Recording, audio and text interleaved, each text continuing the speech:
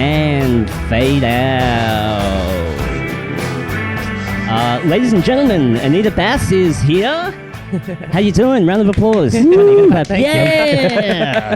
Bless you. Hello, everybody. Thank you for having me. Oh, thank you for coming down. Yeah. No, about time. We heard about the car troubles. Yes, Yeah. I know. Yeah. I wasn't going to not come. Make it.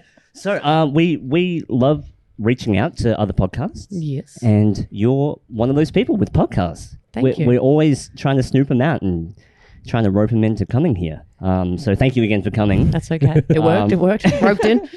Do you want to tell people about your podcast? So yours is named after you? Myself. It was temporary. It was temporary. Okay. How narcissistic. I know. That's actually how I introduced it in my first episode. I was like, very narcissistic, but we're changing it.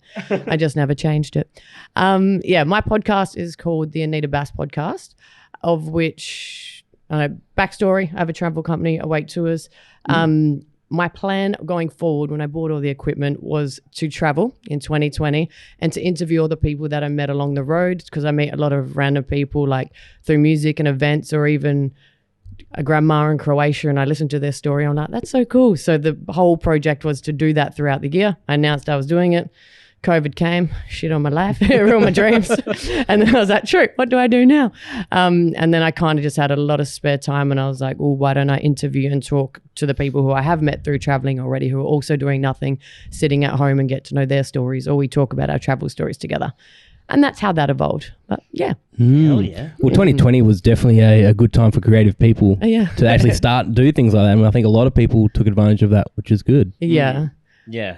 A lot of people had a shitty time. I was fortunate enough as well to not much was affected for me. Yeah.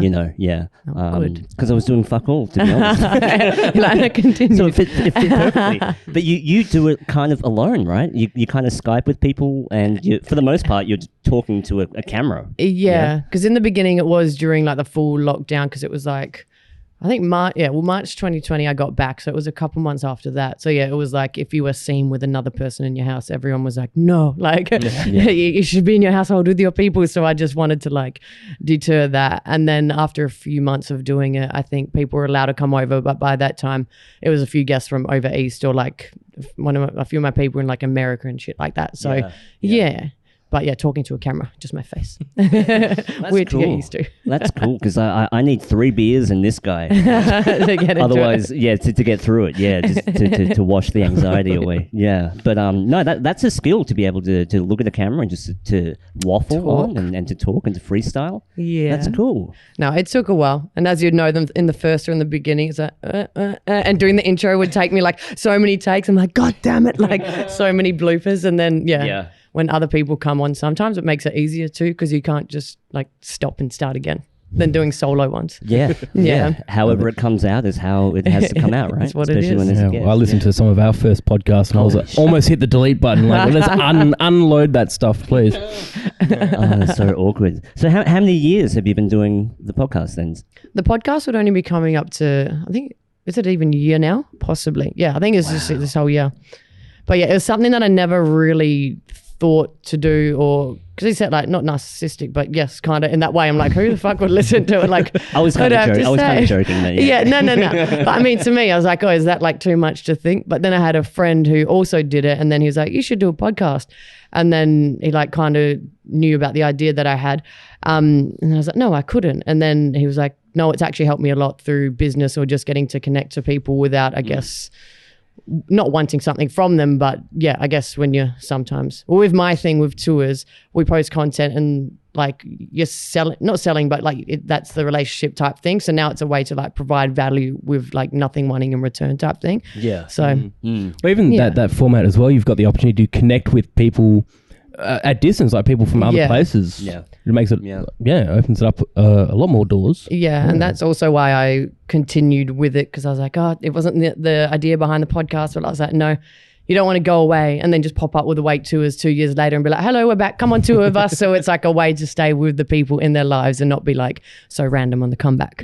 But no, it's been good. It's been good, and it's like motivating. I think it's like in turn helped me during this time as well, like having conversations with people. I was gonna say intellectual, intelligent, like, and funny conversations, because like obviously during COVID, just gone from traveling nonstop to like stuck in my house by myself, it gets a bit depressing sometimes. But it's a big shift that everyone had to adapt to, right? Yeah. But it's also kind of breeding like a bit of innovation. Like people are forced to think outside the box a bit. Yeah. For sure. I felt that, and I saw it as well, especially in the beginning. Like at first people panicked, but then people kind of took a step back. Like I even noticed some musicians and stuff like that who obviously had been on the road, like traveling for years on end, had finally been like, oh God, I can actually create now.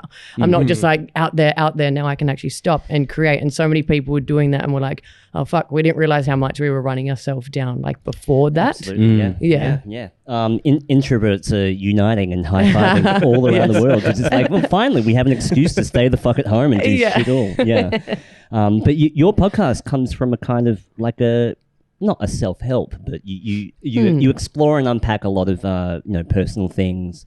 You touch on like a couple of there's a theme running through it about failure and self-experience, motivation and health and stuff, and that's really cool. And what you're doing is you're putting your little niche, your little community on a platform, which is cool. Like we try to do that with ours, and like our connections are primarily in music, but we try to. Our ultimate goal is to give other people a voice. Yeah. And I think that's really, really cool that you've stepped up and done that, Thank you. Not everyone can do that. It's a skill, man. Learn through my pain and bad experiences. But no, I agree because what was I saying?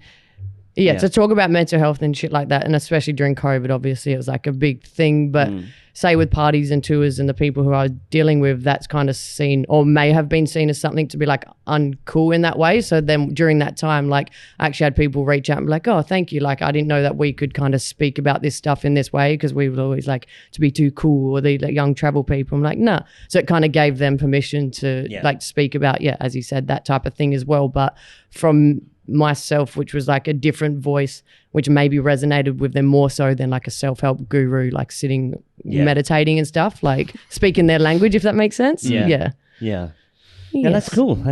I think we for you, like I can tell when I listen to your podcast that you're not the focal point almost. You're kind of just translating your experience and inevitably I guess you have to be, and that's what we've kind of struggled with, is that we interviewed so many people that we felt weird about kind of putting ourselves and what we thought into the mix. We were so concerned about giving other people a voice that we took a step back, but during COVID we really stepped up and put what we thought out into the into I think it was because we were drinking a lot more as well. That too.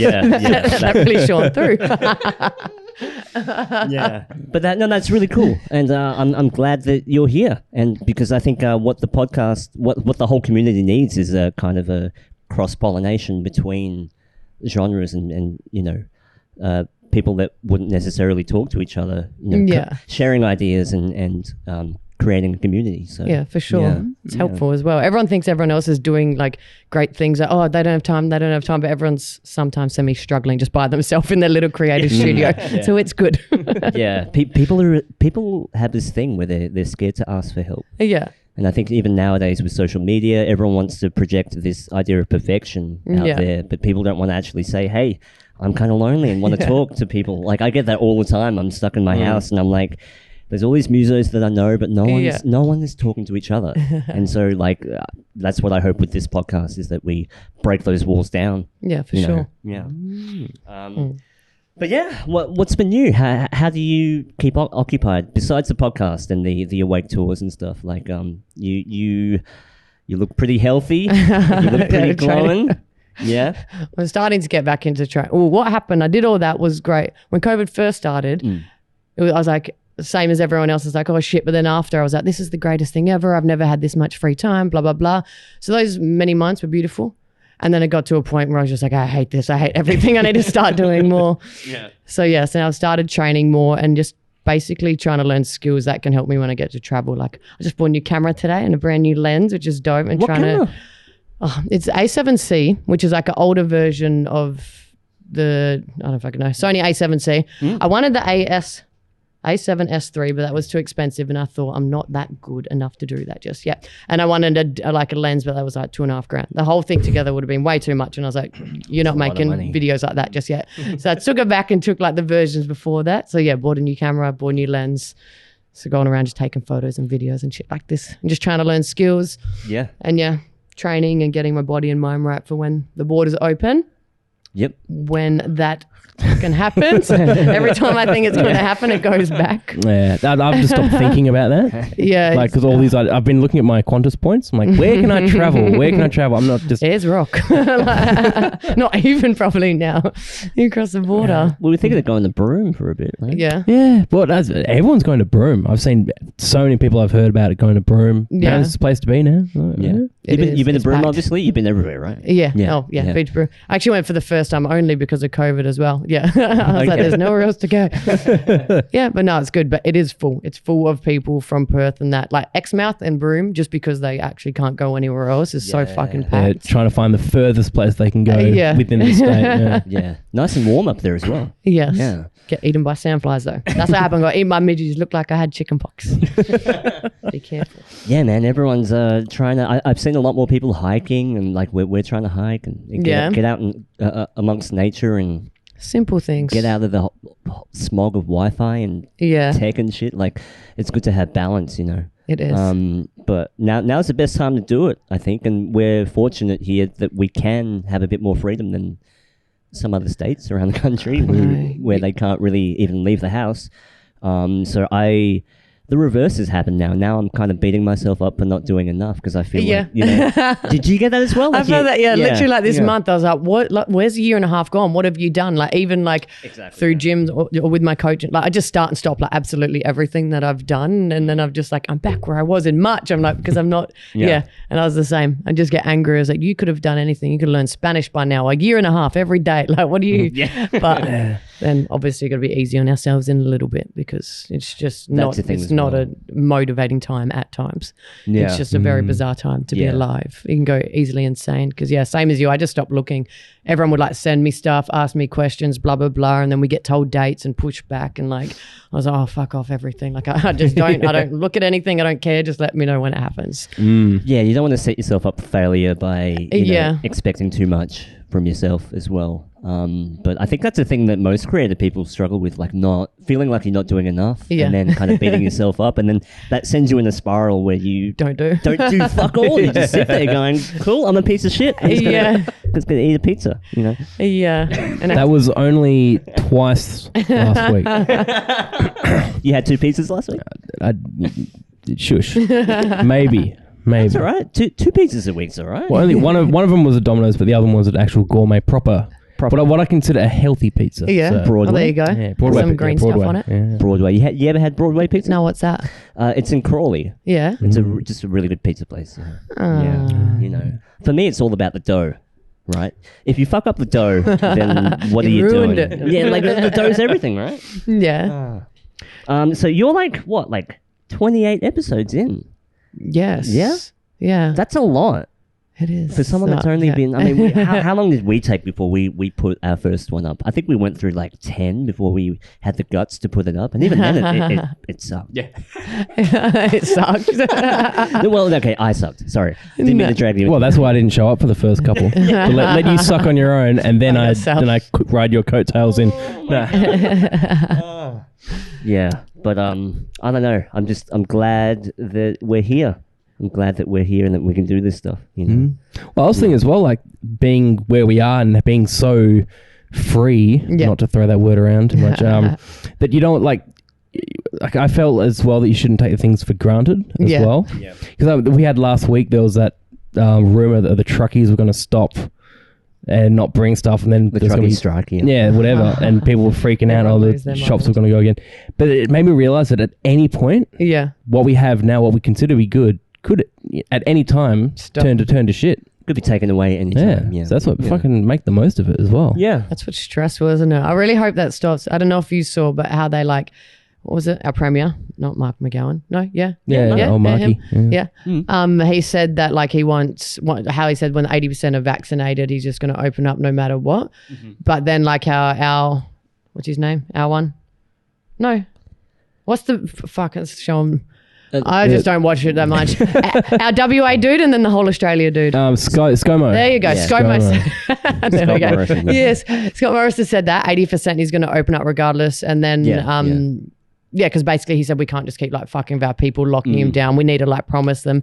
But then obviously the state backlash and then WA and Queensland were like, no, we don't want to do that. And then he basically said like, what are we going to do? Like this teetering back and forth every time. Like, and then people were like, well, what do you mean if it's 80 cases or 500? And he's like, well, yeah, if it's 80 or 500, if we promise the people 80% vaccinated, we're going to open up, then we're going to open up. That's what we have to do. Yeah. Which is like, I get you. Well, you'd have to do that, wouldn't you? You can't just go lock down fucking forever. Well, yeah, it's not sustainable. Is it not a deal?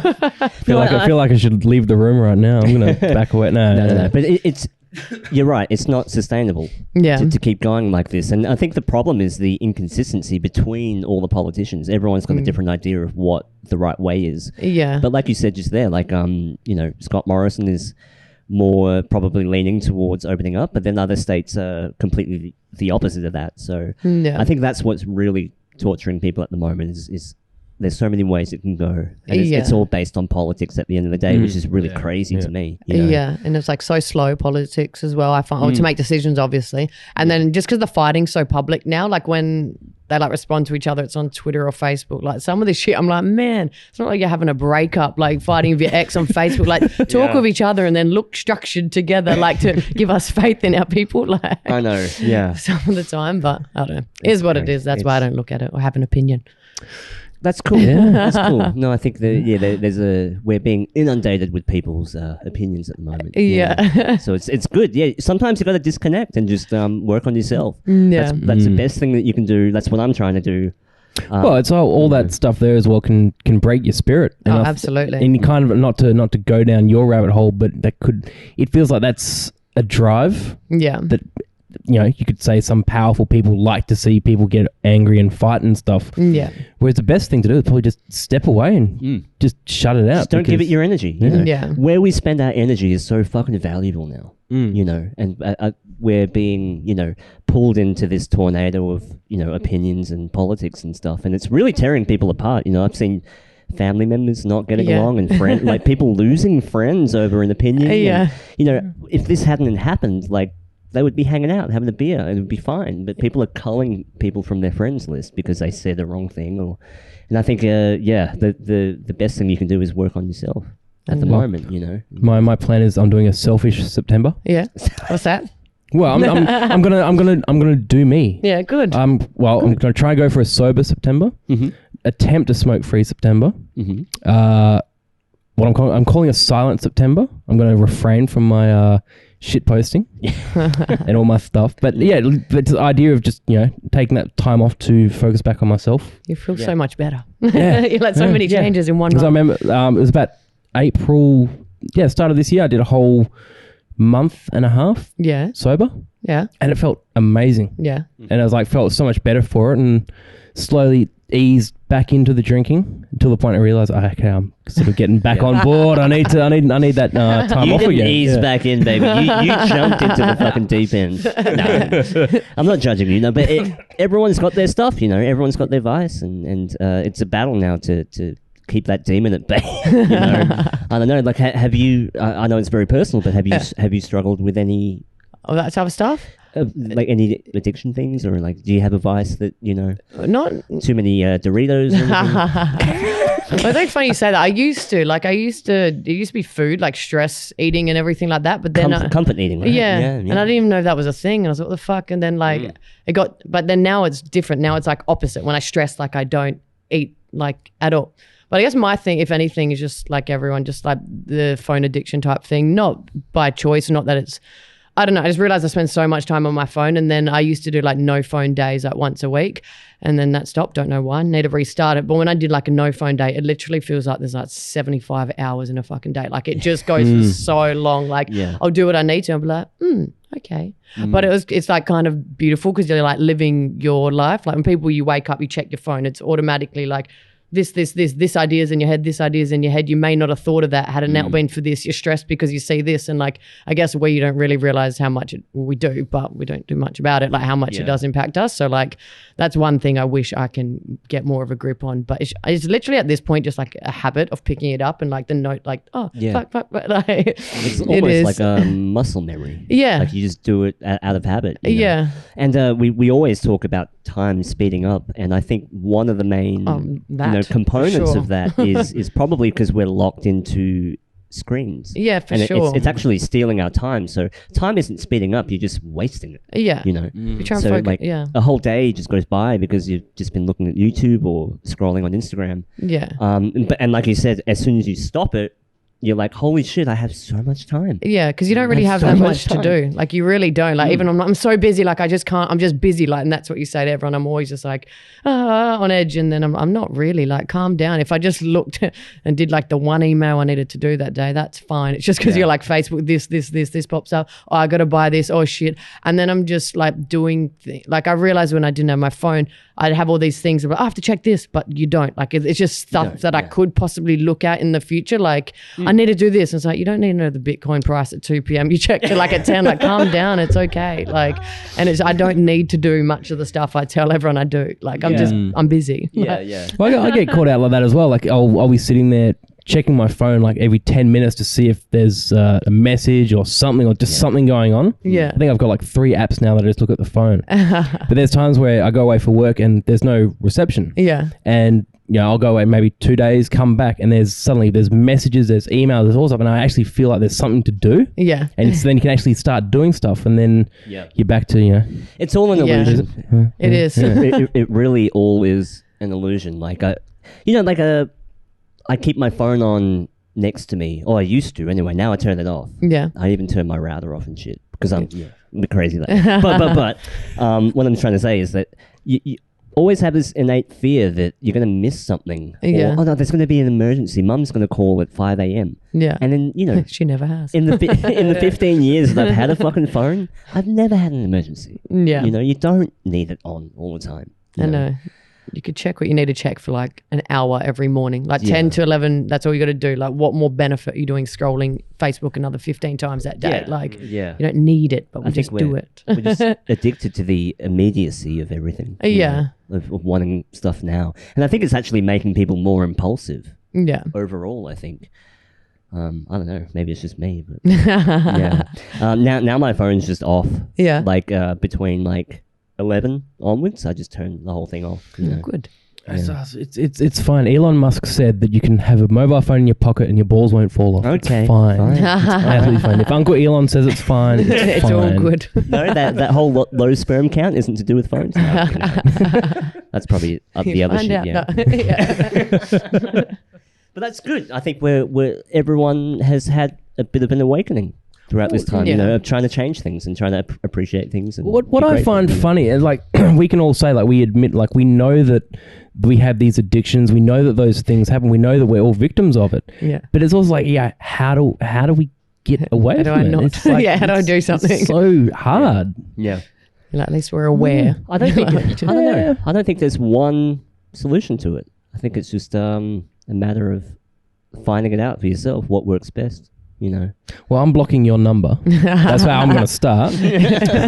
Bad influence or what? I think we enable each other. You're like, it's okay, don't worry. Come drinking. Johnny and I come from a background in music, so I think a lot of our impulses are deeply rooted in that industry and in that environment, I think. So I think when we get together, like I influence you, you influence me. It's kind of we both enable each other's addictions sometimes. Yeah, I think the angsty teens just wanting to rock. Wanting to rock. Yeah. We're all washed up now. Holy shit. It comes with the territory, drinking and music and all that stuff as well. It does. Gigs. It's the industry. Yeah. I that's why I've always admired people that can stay balanced in that industry and still be up there, and Yeah. I really look up to those people that can literally play a show and then fuck off. That's it, right? You don't have to be up there till 3 a.m. drinking still, Yeah. Just do your You stuff. don't have to, but it's fun. But it's fun. So much fun. And that's the thing. Unfortunately, it is fun. Like, I've tried to stop drinking. I have, like, when I trained hard for like 9 months, when I got drunk first time, I was so drunk. But like, yeah, and that's the thing. I'm like, I'd love to hate it. Like, people like, oh, I'm like, but it's fucking fun. Like, you just do stuff with your friends. You go on random adventures, like the most random. It's just like being a kid again. You're like, and it's just not as funny when you're sober. Like, It does in a way kind of make you feel invincible. Yeah. Until the next day when you realize, I'm probably going to die. This headache, my head is going to explode. Yeah. Which was me on a Friday. So was it Saturday night? Yeah. Yeah, I'm convinced that nothing good happens after 12 midnight. I'll agree. Oh, nothing. Yeah, nothing great can come. If you're still going out past that time, which I know you do, I'm not judging you, but it's like I don't know, like what exactly happens after that time, other than trouble and fists and ambulances and shit. I don't know. Random car crashes outside. Yeah. You would. I'm just getting to that age. How old are you? 28. Yeah. Okay. Right. Okay. All right. You have your shit together way earlier than me. Yeah. I'm a late bloomer. I always feel like I'm playing catch up. I said this to Alex, like I'm playing catch up all the time. Some people just blossom a little bit later. Let them they work out their shit a bit later. That's definitely me. But it's good, man. It's good. Bless you. What's your workout routine? Like I know people that work out have their own thing, but what's your thing? What's your routine? I don't actually do too much. Now I just train with my coach 3 times a week. You got a personal trainer? Yeah. Yeah, cool. Yeah, so when I used to, I'm 28 now. When I was 23 maybe, I don't know, or 21 and 22. Oh, fuck knows. But for 2 years, around that age, I competed like for Perth and Melbourne and stuff like that around. So yeah, she was my coach for then. And then after that, I like just hated training because it was always training with an intention, and then it was just like not fun at all. And then I stopped, and then now after COVID and that, I've come back to it. But yeah, 3 times a week with my trainer, and then I try and go by myself as well. But I haven't been doing that recently. And then Pilates as well. I've started Pilates, which is actually game changing. Yeah. Which is good. Cool. Because I have like, I think I got like mild scoliosis and my back is like an S, like in an x-ray. Okay. And then I always just do my back doing the most random things. And as you get older, like stretching, and that's important, which when you're young, you're like, oh no, all good. And then like I drove for like 5 hours the other day, moved to bed, did my back, couldn't walk for like 4 days. And I'm like, oh, you remember you have to train just so you like preventative, so you don't hurt yourself anymore, not for looks anymore. It's like, so your bones and body work. It's mobility, right? Yeah, no, actually. Keeping the joints healthy. Yeah. For real. Like I feel like grandma, but it's necessary. But that's why I always say, when you work out, it's not always to lose weight or to look good. Sometimes it's just to get the bones moving, so that you don't fuck it up when the moment counts, and then you hear that, and then you're fucked. Well, I've been getting out of bed every morning and pulling my calf muscle. Literally, just like stretching in the morning and just feeling it tearing. There was a day I tore it, and I could not walk for that day. Like I was limping the whole day. I was just terrible. And I've done like all the time. I don't know why. It's always my right calf muscle is just fucked. It is. Yeah. Then I don't do any exercise whatsoever. Well, every now and then. Yeah. I try to. You try to? I try to. Yeah. Yeah, you always tell me when you do exercise. I'm on.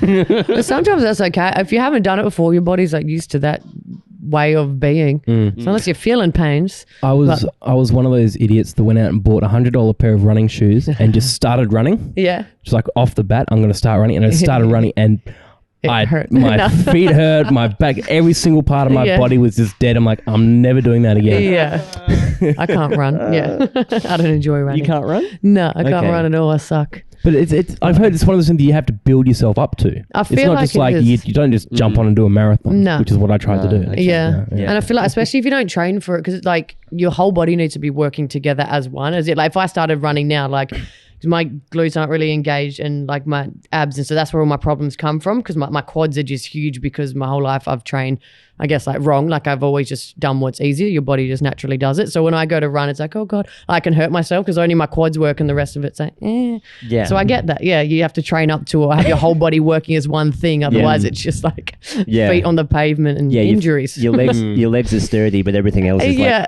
potato chips. It's ready to crack. Literally. Yeah. You look Injuries. like you can throw a mean kick, I reckon, with those quads. Holy shit.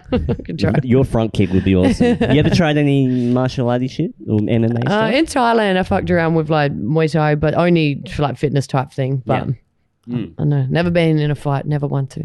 If you I'll kick 'em. If you ever think you're fit, try punching a bag for 2 minutes because you'll feel like throwing up at the end. Like throwing a punch, and consistently going at a bag is fucking tiring. You know. Well, I've got a friend that trains Brazilian Jiu-Jitsu. Yeah. I think it is.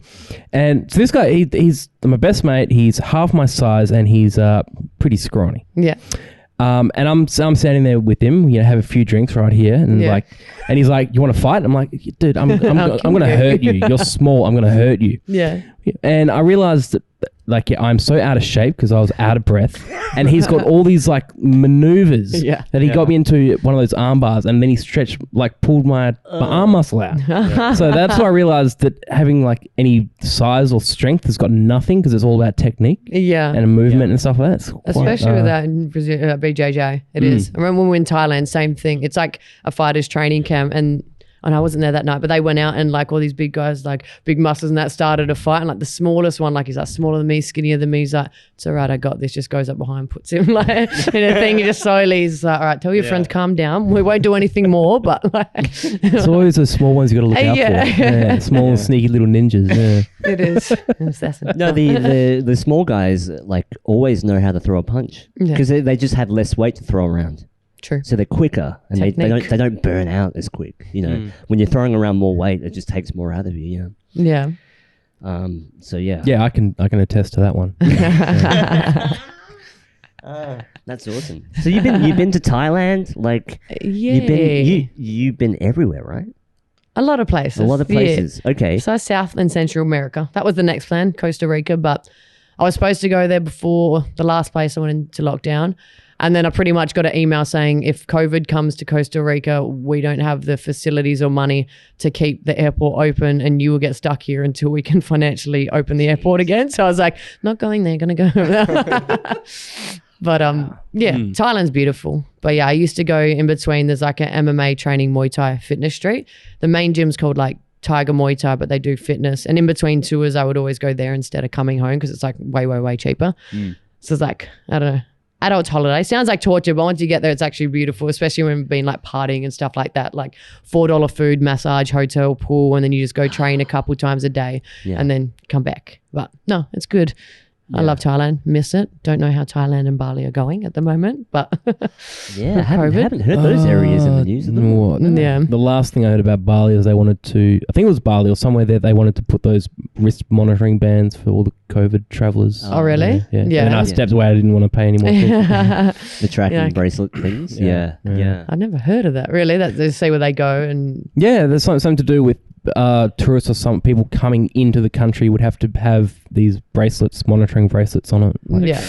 Yeah. I'm not sure how far it went, but that was one of the stories that was going out, and I was like, okay. Yeah. Oh, shit. Yeah, the whole travel thing. I don't know. True. Where's the best place you've been to? Yeah, East. Been around Europe and stuff as well? Or? Yeah.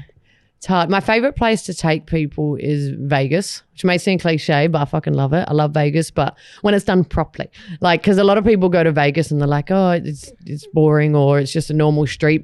But Vegas, you have to go to the certain places on the certain nights, and it's very sexist. So a lot of people go there for Bucks party. I'm like, there's no way you're getting in with 20 guys because it has to be 2 guys to 1 girl. 2 girls to 1 guy, and they'll make you line up for 3 hours if so. So as an experience to show people Vegas, I enjoy because there's so many of them. So the money goes so far. So yeah, when we do the Vegas tour, where you get them our cabana was on stage with the DJs. They get to meet everyone. You get to penthouse pool parties and all that stuff. And it's a great experience for what they pay.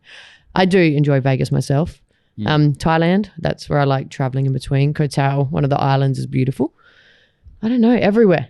Everywhere's great. I like Barcelona and Spain, but I didn't spend too much time there. Everywhere. Are you a fan of the hotter weather, obviously? Yeah, for You're not going to Russia. You're not going to Russia or like London or anything? Yeah, that's why I've never been to Ireland or Scotland.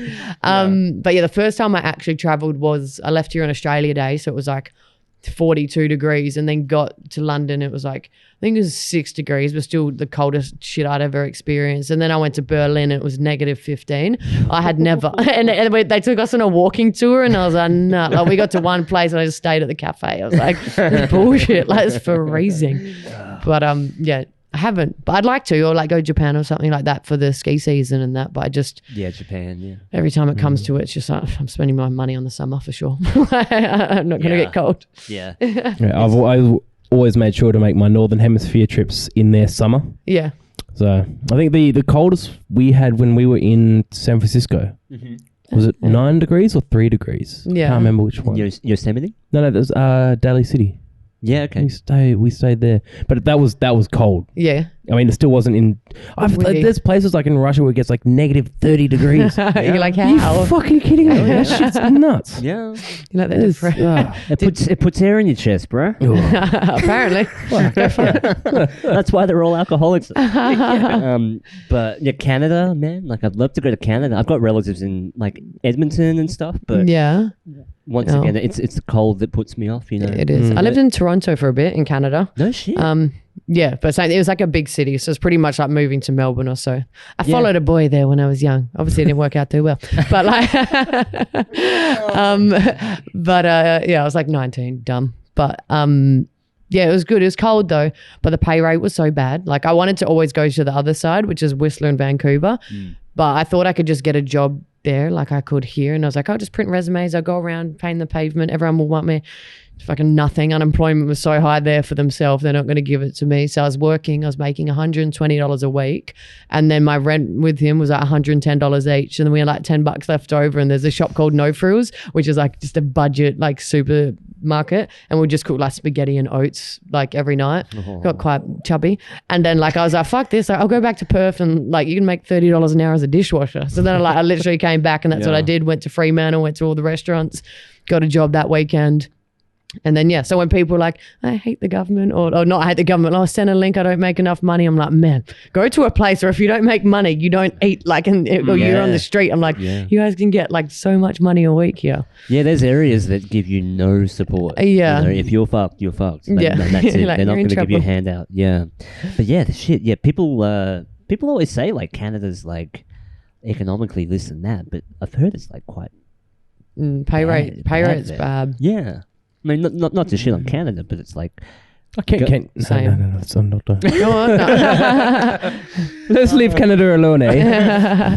no, but it's all that. I mean, even people there fucking hate it sometimes. You know, like it's all that crown land. Like the regulations are getting pretty bad. Like apparently now you can't even camp in your van like you used to. Oh, really? Yeah. They have all these new camping regulations. You know, trying to cut down on those stealth campers and people sleeping in their vans. And money. I don't know. It's weird. Man. There's laws against sleeping out in a field, like in the forest. Yeah. Like, it's crazy to me. It's all money now. It's everywhere. Yeah. Too fucking cold. It's for your safety. You blame us. Yeah.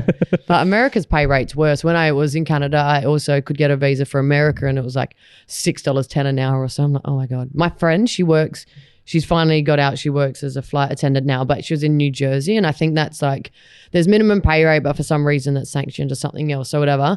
And as a 30-year-old, she was making $2.10 an hour.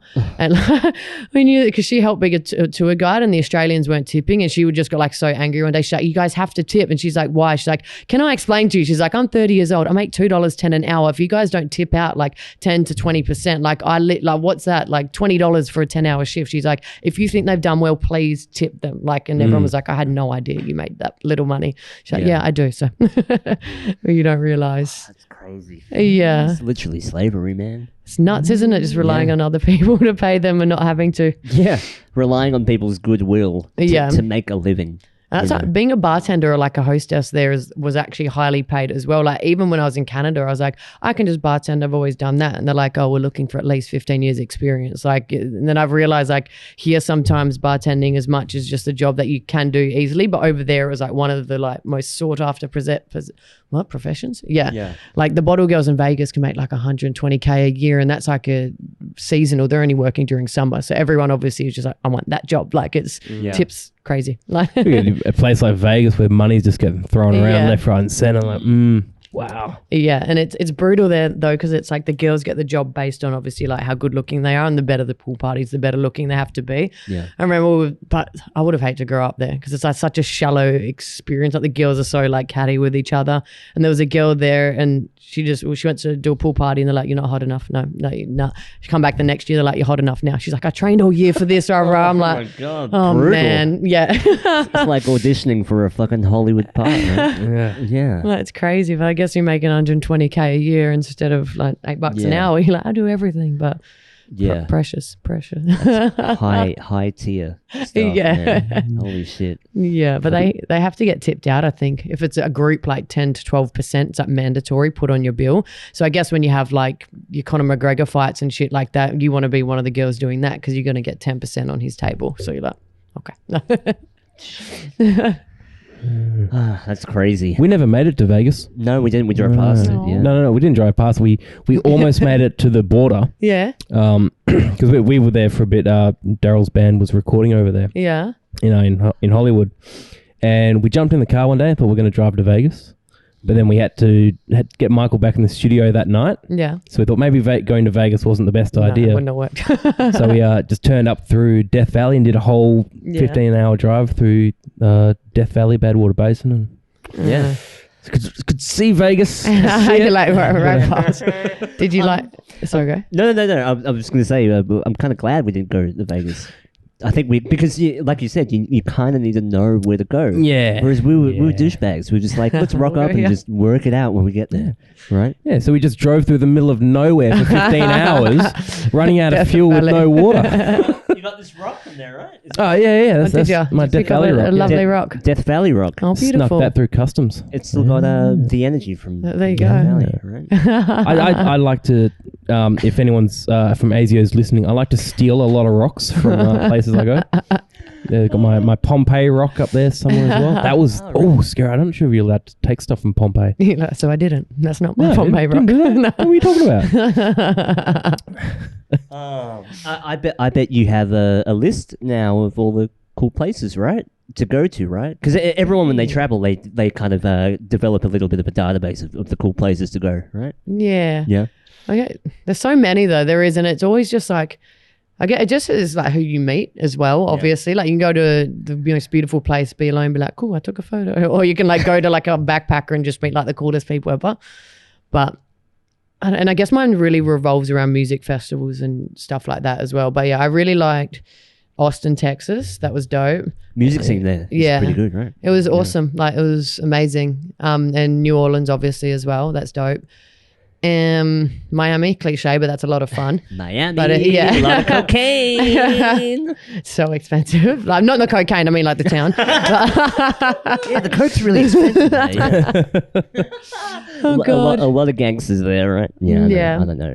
Mexico, I only went to Cancun though, and through that I drove around a bit. I was short. I got scared. I was driving around, but I got more scared because it, like during the day, there's always people with like I don't know, big, huge guns, big army presence around, like, but only a few. And then one day I was going to drive from Cancun to Chichen Itza, which is like, I can't remember how far it is, under an hour, maybe 2. And then I was going through the main tourist strip, and then I looked around and there was just like so many army, like instead of like 3 or 4 in the corner, like it was like 30. And then someone was like giving him instructions. I was like, oh God. And I was like, what is this?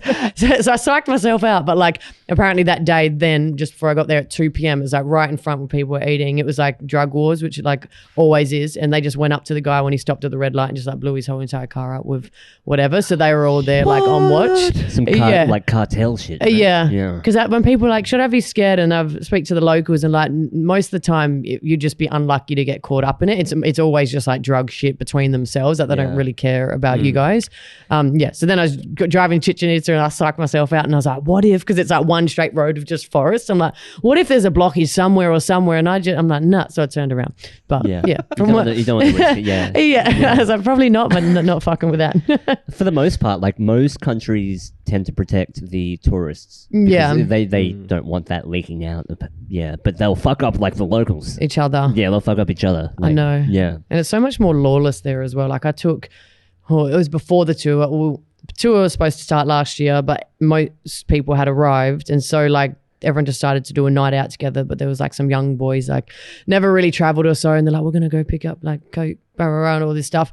Sending me Snapchats, but like in the car, just like, we're with the cartel and like getting him, like the actual dude. And I was like, oh man, like don't do that. Like people don't realize from here, they're like, oh, everything's cool. Everything's all good. Like when you go to a place like Mexico, it is lawless. Like the police ain't going to help you. Like if you go to this guy's house and they don't like you, like it's, I heard a story, somebody said their mate went, I guess we're allowed to talk about drugs on here, but yeah, their mate went to like one of the strip clubs and like did their own cocaine in the toilet, which they didn't buy from that strip club. They brought in and they like bagged them over the head and like took them out to whatever, and they ended up getting out. So yeah, when people are like, I'm going on a trip and this, I'm like, be careful, like you're not at home anymore. Calm down. Yeah. Like it's nuts. It can be nuts. I know. See, my most nuts experience is I went to a 2-day metal festival in Romania. Yeah. And so we had our backstage passes, and we're out the back area, and the toilets I had there was all full. Yeah. I really need to chuck a piss. So I'm like, okay, I'm just going to sneak over the road into this dark forest in outside of Brasov and chuck a piss. And because I was like asking people before, like the locals, like, do they have booze buses here? Because we had to drive back to Bran that night, and I'd been drinking, and apparently they've never heard of a booze bus in Romania. No. But I'm in the forest, and then I can see a few others behind the trees, and I'm thinking, are we allowed to pee here? Like, are we going to get in trouble? Yeah. I turn over my shoulder, and there's a police officer standing like 2 trees next to me with an MP5 submachine gun, also chucking a piss. And I'm just like, okay, I guess this is Romania. Is that confirmation? Yeah. You forget how much of a nanny state it is here, right? Yeah. Well, I think going through, it was Bucharest Airport, where they walk through the airports with machine guns. Yeah. Just like open, like semi-automatic. I'm just like, guns kind of freak me out. I mean, I love the aesthetic like, why of do guns. we need them? Like, what's going on? I mean, I love the aesthetics of them, but the idea that they're just like walking around anyway, it just, I got jittery walking through those airports and stuff. Like, fuck. Yeah. It's no, weird, it is. man. Different world. You wouldn't just see that around Perth. Like, it just wouldn't. Yeah. It's a good thing we can't have guns here. Yeah, it's it's the intimidation factor, right? Yeah, I think the only people I really see with guns in WA at least are the armed guard people that go and empty out the bank. They're still 6-shot revolvers. Yeah. Oh, probably necessary. Yeah. Oh, it's good. But oh my goodness. Oh, when can we travel again? I don't know, man. I'm not going to hold my breath though. Yeah. I'm not going to wait for it. I'm just going to have as much fun, do as much self-development as I can. But I'm not going to wait. I'm not going to wait for someone to give me permission to do that. We've got to do that. We've got to do that broom trip. You know. Yeah. Yeah. Well, it was like the other day when I went to the BWS to buy a bottle of vodka. Yeah. I scanned my Woolies card and I got my points added to my Qantas points. Yeah. I'm like, cool, that's going towards the flight that I may never get. You need it. No, I know, it is sad. I saw Qantas announced that they want to be traveling by December, but they announced that last year they wanted to be traveling by July. So I said, believe it when I see it. But yeah, and then I saw this thing saying, it was Perth now, so granted, hopefully it's just all bullshit. But like, we won't be returning to Bali till 2028. You're like, what? That's not a figure you can just chuck out there. What do you mean? Like, we're all going to be old. Yeah, well, that's the thing. Like, I traveled last 2 hours 26. I'll be like 30. It's like you can't just take this time. That's not old. No, I know that. I know that. But I'm saying the context. What I should have done in that time. Like, I know. Give me my passport years back or something. Well, we were looking at the price of a flight to X amount, I think it was. Yeah, and it's like $500-600. It's crazy. It's more than going to Singapore. Yeah. Remember what was that? Scoot Airlines. You used to be able to fly to Bali and stuff for $99. Yeah. You can go international. I don't know, even flying to Melbourne, Sydney was like $600. But to fly interstate to pay that same price, like you fucking crazy. kidding. Broom's $800 sometimes. They brought it down sometimes now with specials, but $800. I'm like, I paid one way to London for $800. Like, actually, I did. Yeah. Even the freaking the LA flights weren't. You got that on special for about that much, right? Yeah. Return. Insane. Oh, everyone's trying to milk their dollars now, I guess. I know. I looked up the flight that I normally get, and I guess it's just because they know no one's doing it, but like here to Phuket, which stops in KL, and normally it's like $300. And it was 6,500. And it's because obviously they know that's a deterrent, or like no one's going to get it. But I'm like, who is going to pay 6,500 for an economy thing? And then you see people trying to get back like London to here, and it's like £12,000 just business class available, or sometimes not even, because they're like, oh, they're not going to do it. Australia's not letting them. It's like, okay. Who's going to do it? It really seems like like a class thing. Like, if you got enough money, you can. But for the average person, like, there's no you got to way. sell that Dogecoin and then buy your own first class. Yeah. I don't know. Oh well, the best I can do is wait for my Bitcoin to go up, There you go. which is not real. I mean, it's all right. No, it's back down. Yeah, it's back down. Yeah. It's stressful, isn't it?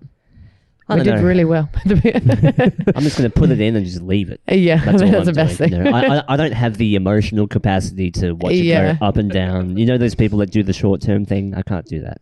I'm just going to leave it and see what happens. It's you know? stressful. I did the same. I got in February, and it was like the day before Elon announced that he loved it. And so it went up, and to me, that was just like normal. So it went up, I think, 47, 57. By time, like, I think within 8 weeks, it was like 80,000 like Australian. I was like, oh my God.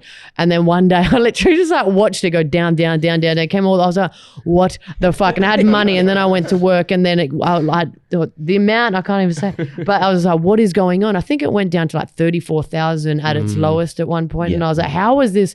And same thing. And I was like, no, like, I Yes. cannot. Yeah. Well, it goes through like a halving, they call it, but that was a bubble bursting. Pretty Yeah. much. That was people. A lot of people just. It was a mass sell off of Bitcoin. Well, yeah. who is that group? Anonymous. Yeah. Didn't they have a big go at Elon Musk? Yes. Because he pulled out of that deal with Bitcoin. That they said he was going to say that people could buy Teslas with Bitcoin. And he pulled out of the deal, and Bitcoin crashed big time. And then Anonymous pretty much called out Elon Musk for fucking with the markets. Yeah. He was just talking so much shit about it. I don't know if you follow his Twitter, about how he was just going on and just like acting Yeah. like a kid, like just posting the most relevant shit, like not true, blah, blah, blah, and all this stuff. He's like, it just went on, and everyone obviously got scared, and like Elon's talking, we're taking our money out, and it's like, but then people are like, it's not true, like what you're saying. But I think he was just having fun with it, because some of the stuff he was saying, I'm like, he just knows, but it's like, also if he can make it drop $20,000 overnight, then that's scary. He was just flexing. Yeah, for He was sure. he was flexing his influence. Johnny's on Team Elon because he's out there. Yeah. All the while we had Bitcoin the whole time anyway. He hasn't sold most of his anyway. But then I also think like if you look at the period that it went down, it was Yeah. only like a month and a half. Yeah. Like it's not that long. And it was $3,000 last March. So it's like the people who are like, oh my God, it's like, it was $3,000 last March. Like it's now, Yeah. what is it now? 68,000? Like that's 60, better. like 65. It peaked Yeah. at 70. So like I don't know.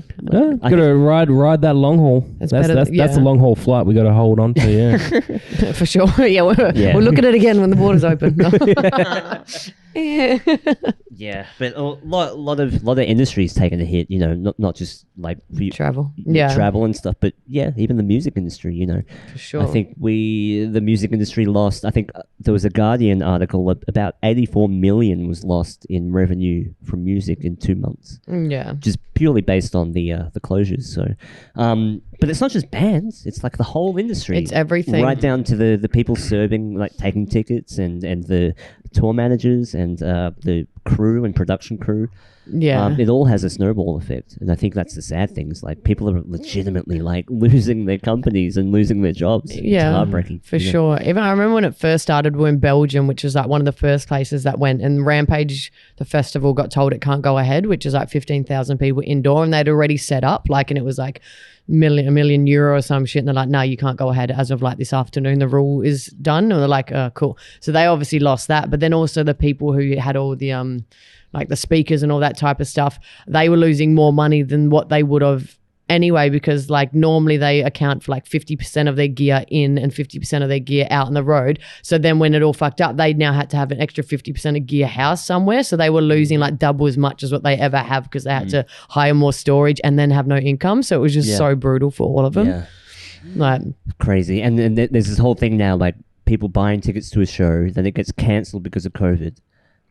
and people are requesting like refunds, which hurts even more because then like even if the band reschedules, they might not retain 100% of those ticket sales back. Like maybe 40% would buy a ticket again. Yeah. So it's like you're making a double loss there. I know. It's heartbreaking. People are getting angry and they're not thinking realistically. Like I even had that in the beginning, like when tour and shit like that. Like I had, because the people like they got a refund and then they could use their deposit like for the future. And then I had like some girl who actually like knew me and she had a few people on tour and she sent me this big long email like getting angry at me, just like, I've lost my job, $450 is a lot, blah blah blah. And basically like I think just semi-assuming that I just kept all their money and was living life. And I was like, look, I understand you're angry, but this is like the situation. Like you've lost 450, which isn't lost. You're going to get that back when we can go back on. Like I've lost like over $1.2 million in invoices, which I have paid for most of that shit already overseas. I'm like, I'm not sitting here in a pile of money. Like this sucks for me more than you. Like,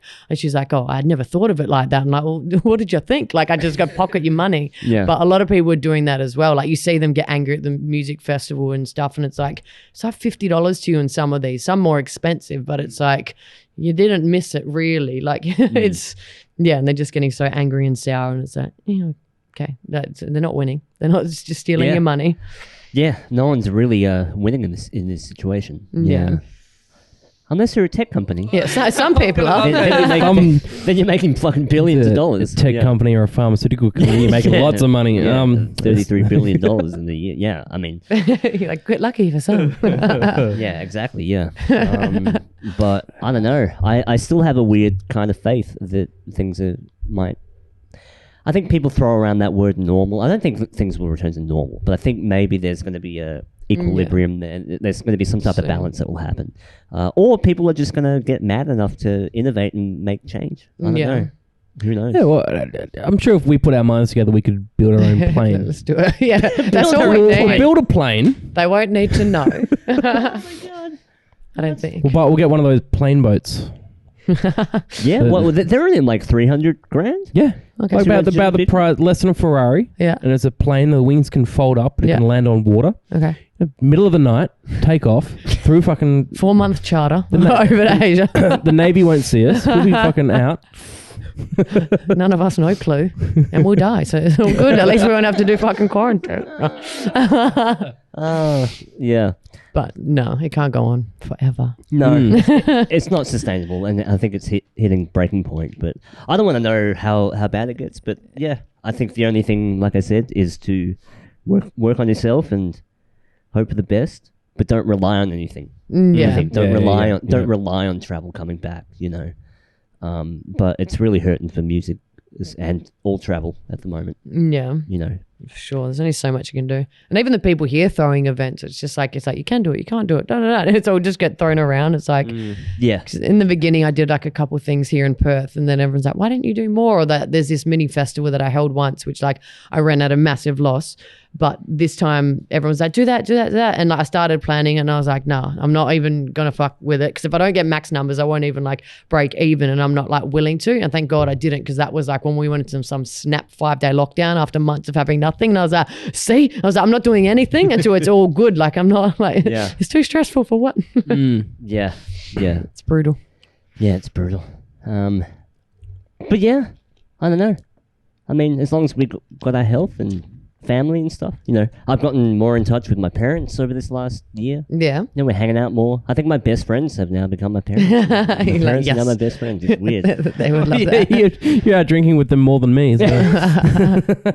Yeah, but even they're feeling it. They're like, if we're here, just make the most of it. Go out more. Say hi to people that you haven't said hi to in a while. Reconnecting with people, I think, is also valuable. Yeah. Well, yeah. I mean, that's pretty much been my motto for the last year. Yeah. Is just make the most of what you got. Yeah. But I've just been making too much of most of it. Been having too much fun.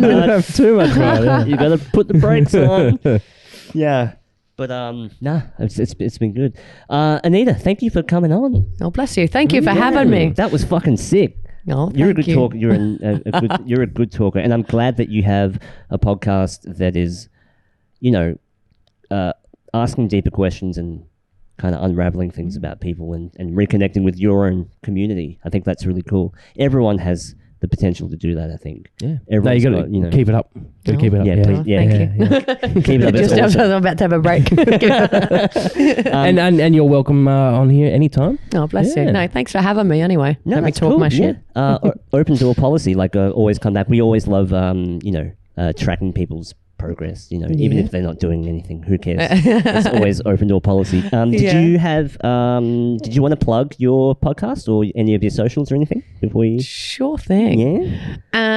I guess the podcast and everything to do with me can be found via my Instagram or Facebook, which is Anita Bass, ANITA_BASS_.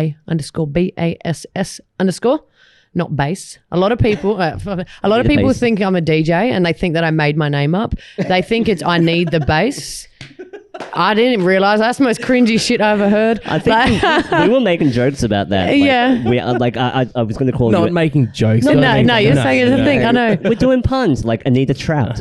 Yeah, instead of Anita Bass. I used to right? get Anita Friend and other things growing up, but literally because someone was like, come on Facebook when I just started doing music stuff. I really like your fake business name. I was like, what do you mean? He's like, I need the bass, like clearly, and I was like, what? And then someone else said it, and I was like, that's so cringy. You guys all think I made up my name. I'm like, no, it's Anita Bass. It's on my birth certificate. And they're like, it's pretty cool. I'm like, oh my god. Anyway, so it's there. And then tour company is Awake Tours, music festival and extreme events VIP tours. Hell yeah. Just quickly as well, do you have a video component to your podcast, or is that only for socials? Like, Sometimes I have a YouTube channel and my camera's been shit, but most of them do have a video to it, but it's just my head awkwardly talking to the screen. You got a new camera then? I did get a new camera, so I'm stepping my game up. That's awesome. But yes. Thank you again for coming. That's awesome. We always love connecting with other podcasts. Yeah. Thank you. And when we open up, we're all going to Vegas. I'm done. Go to Yeah, Vegas? done. Yes. Easy. Yes. Let's do it. do it. Fuck Or Chichen Itza. Yeah. Whichever one comes So first. we can make it. Thank you, Anita. Thank you.